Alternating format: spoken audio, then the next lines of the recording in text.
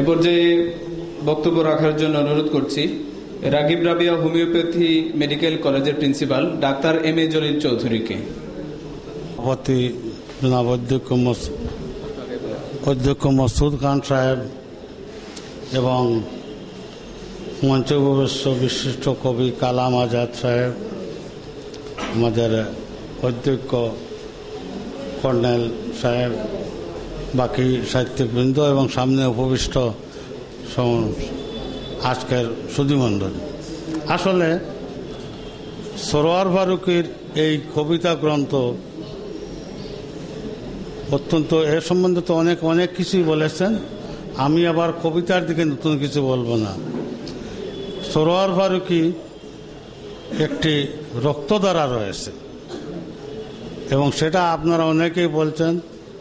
আমি আজকে গ্রামে ছিলাম, সন্ধ্যার পর রওনা দিয়ে দৌড়ে এসেছি, কারণ সরোয়ার ফারুকী আমার সম্পর্কে ভাতিজা।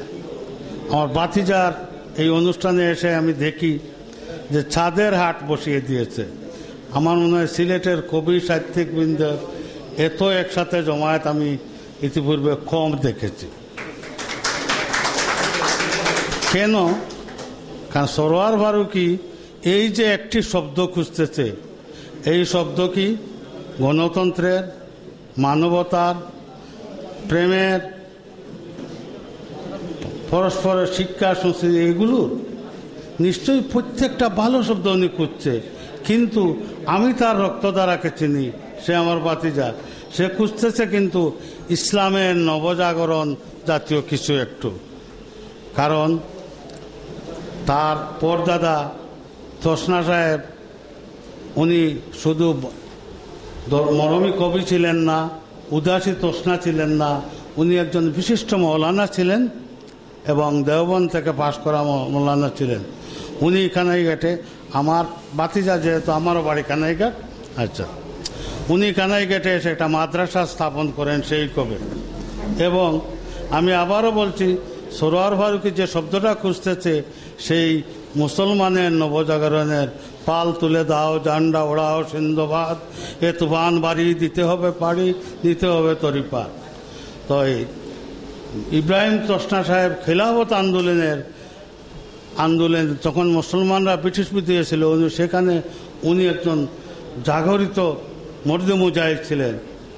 উনি কানাইঘাটে, আপনারা জানেন 1922 ইংরেজিতে এই কানাইঘাটের মতো ওজোপাড়া গায়ে মুসলমানরা ইমানের তেজে বলছে যে এই ফিরিঙ্গিরা আমাদের কালচার নষ্ট করে দিতেছে, সেখানে ভীষণ বিদ্রোহ করছিল।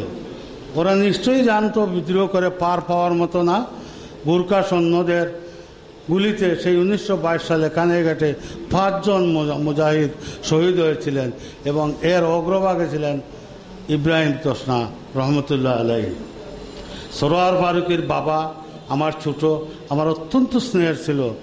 তার বাবার গলার আওয়াজ যদি আপনারা আজ যদি থাকতো, শুনতেন, জলসাতে আমরা যখন যেতাম, তখন তার বাবা যখন বলে উঠত, মৌত জিস দিন আ গাই দুনিয়া কি দৌলত क्या हुई, रूह तन से उड़ गई है मुर्दे की हालत क्या हुई।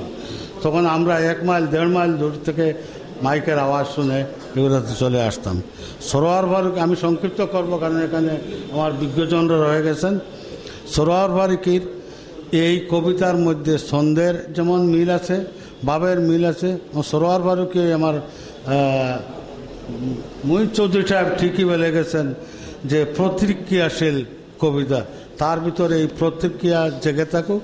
সরোয়ার ফারুকী বসে নেই, আমার মনে আজ থেকে 4-5 বছর আগে এইখানেই তার এই তসনা সাহেবের উপর একটা বই প্রকাশ অলরেডি করছে এবং আরও কিছু কালেকশনে আছে। আমার অত্যন্ত গর্ব লাগতেছে যে আমি খুব ক্লোজলি সরোয়ার ফারুকীর চাচা, এটা আমাকে ভীষণ আনন্দ দিচ্ছে। অসংখ্য ধন্যবাদ। আসসালামু আলাইকুম। প্রিয় সুধী, আপনাদের কারো কারো হয়তো খুব বেশি গুরুত্বপূর্ণ কথা আপনারা একে অন্যের কাছে বলার চেষ্টা করছেন, কিন্তু এটা সমস্যা হচ্ছে এটা প্রোগ্রামের সৌন্দর্য নষ্ট করে, তাই আপনাদের কথাটা পরে বললেই হয়। প্রিয় সুধী, এ পর্যায়ে আমরা সংক্ষিপ্ত শুভেচ্ছা বক্তব্য শুনব বিশিষ্ট শিক্ষাবিদ অধ্যাপক আব্দুর রহিমের কাছ থেকে। আজকের এই প্রকাশনা উৎসবের সম্মানিত সভাপতি, প্রধান অতিথি, আলোচক বৃন্দ, বিশেষ করে সিলেটের জ্ঞান সমুদ্রের ভিতরে যারা বিচরণ করেন সেই সকল সম্মানিত হীরকখণ্ড, সম্মানিত বন্ধুগণ, কথা বলার তেমন প্রয়োজন নেই, কথা এসে গিয়েছে। দৃঢ়তার সাথে কথা বলেছেন কবি মোহিত চৌধুরী, কথা বলেছেন কবি সৈয়দ মমনু, কথা বলেছেন কবি নাজমুল আনসারি, মামুন সুলতান। আমি শুধু এটুকুই বলবো, যে বংশ থেকে বেরিয়ে এসেছে সরোয়ার ফারুকী, সেই বংশের ভিতরে অর্ধ ডজনেরও বেশি কবিদের বিচরণ সেখানে। শুধু ইব্রাহিম তোষনা নয়, আব্দুর রহমান আল কাদরি রহমতুল্লাহ আলাইহির বংশের যারা পরবর্তীতে এসেছেন, আমি গুনে গুনে দেখেছি 6 জনেরও অধিক সেখানে কবি সাহিত্যিকদের বিচরণ। তাদের মধ্যে শুধু ইব্রাহিম তোষনা নয়, পীর শফিকুল হকের কবিতা যদি পড়া হয়, মরমী কবি, তার যদি সেগুলো নিজের আমরা যদি জানতে পারি, তাহলে আমাদের হৃদয়ের ভিতরে, যন্ত্রের ভিতরে, চিন্তা জগতের ভিতরে একটি প্রাণ সঞ্চার হবে। তারই ধারাবাহিকতায় কবি সরোয়ার ফারুকী আমাদের সামনে সমুজ্জ্বল। আমি শুধু একটি কথাই বলবো, 1922 সালে বিদ্রোহী কবি নজরুল ইসলাম ব্রিটিশ শাসনের বিরুদ্ধে কথা বলতে গিয়ে তিনি সেদিন কারাগারে অন্তরীণ হয়েছিলেন। ঠিক তেমনিভাবে আমরা কবি সাহিত্যিকদেরকে চিনি এবং জানি, তারা পৃথিবীর কোনো শক্তিকে ভয় করে না। তাদের চিন্তা জগৎকে যদি তারা বিস্তৃত পরিমণ্ডলে নিয়ে আসেন, তাদের হাতে যদি একটি সাদা কাগজ এবং কলম থাকে, পৃথিবীর যে কোনো শক্তির বিরুদ্ধে, যে কোনো অপশক্তির বিরুদ্ধে, যে কোনো ভ্রান্ত মতবাদের বিরুদ্ধে, যে কোনো ভ্রান্ত জীবন দর্শনের বিরুদ্ধে তারা অব্যাহতভাবে লিখতে পারেন। আমি আজকের মুবারক মাহফিলে এসে আমি অত্যন্ত আনন্দিত হয়েছি। পরিশেষে সবাইকে বলবো, আমরা একটি কঠিন অবস্থার মধ্য দিয়ে এগুচ্ছি, একটি অন্ধকারের ভিতরে আছি। সেই অন্ধকার থেকে আপনাদেরকে উদ্ধার করার উদাত্ত আহ্বান জানিয়ে কবি সাহিত্যিকদেরকে আরও দুঃসাহসী কলম ধরার উদাত্ত আহ্বান জানিয়ে পরিশেষে সবাইকে সিলেটের এই সম্মানিত হীরকখণ্ডদেরকে আবারও মুবারকবাদ জানিয়ে, বিশেষ করে কবি সরোয়ার ফারুকের সুস্বাস্থ্য কামনা করে আমি আমার সংক্ষিপ্ত কথা এখানে শেষ করছি। আল্লাহ হাফেজ, আসসালামু আলাইকুম। আমিনা শহীদ চৌধুরী মান্না, কবি আমিনা শহীদ চৌধুরী মান্না। আসসালামু আলাইকুম, সবাইকে শুভেচ্ছা জানাচ্ছি। আমি কবি সরোয়ার ফারুককে একজন সাহসী কবি বলবো।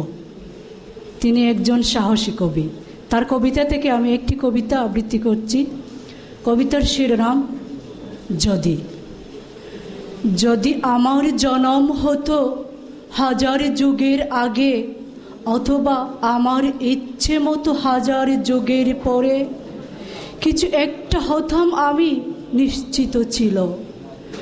যুগের পাতা ফাটে আমার সব লুকিয়ে গেল, হায় রে একই আজব যুগে এলাম দুনিয়ায়। সবাই আমার আগে আগে পিছনে ছুটা দেয়। যদি আমার গানে কলি গুহাবাসী কালে, অথবা পুরা দমপাল বৃহস্পতি গেলে, নিশ্চিত হতাম আমি লুটিয়ে মতো একা একা লাল গালিচায় রাঙ্গা খেতাব হতো। কিন্তু আমার সকল আলোই নিভে গেল ধূপে, তারার মেলায় সবাই জ্বলে, আমি অন্ধকূপে আলো হয়ে। ধন্যবাদ সবাইকে। কবিতা এবারে আলোচনা নিয়ে আসছেন লেখক বেলাল আহমদ চৌধুরী। আমরা একজন ব্যতিক্রমধর্মী কবি, যিনি জীবনের ইহকাল এবং পরকালের বিষয়ে তার উত্তরসূরির থেকে অনেকটা পেয়েছেন এবং সেভাবে তিনি কিছুটা কবিতার মধ্যে এসেছে। তো আমরা জানি কবি হওয়া এটা কোনো সাধনার নয়। কবি হওয়া কেউ চেষ্টা করলেও কবি হতে পারবে না।